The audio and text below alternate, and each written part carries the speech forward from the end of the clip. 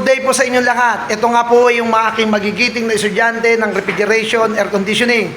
Kami po ay nag-aral ng pipe fitting assembly. Kaya meron po kaming sweat joint, reducer joint, Y joint, T joint, 90 degrees, 180 degrees elbow pinch off. Meron tayong nut, meron tayong flare plug, flare union, center pinch off, meron tayong left and right pinch off, left pinch off, right pinch off, then flare and tube.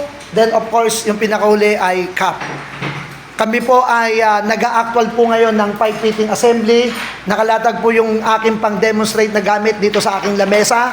Ito po yung mga magigiting ko na estudyante ng refrigeration air conditioning.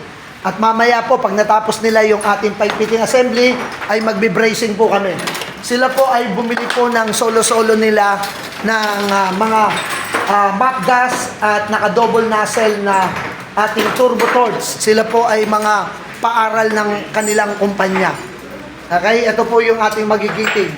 So gumagawa po sila ng pipe fitting assembly. Ayan. Ayan si sir. Ayan.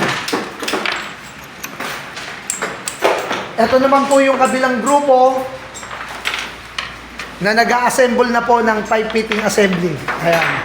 So lahat po ng kanilang mga gamit ay ipinapractice po nila sa kanilang project na gagawin para na sa ganun ay maging maayos at ma-perfect nila yung pagbe-bracing sa mga copper tube po natin. So, sila po ang magigiting ko na estudyante ng refrigeration air conditioning. Muli po, maraming salamat po sa inyong lahat. Mag-ingat po tayo lagi-lagi. Salamat ulit sa inyong lahat.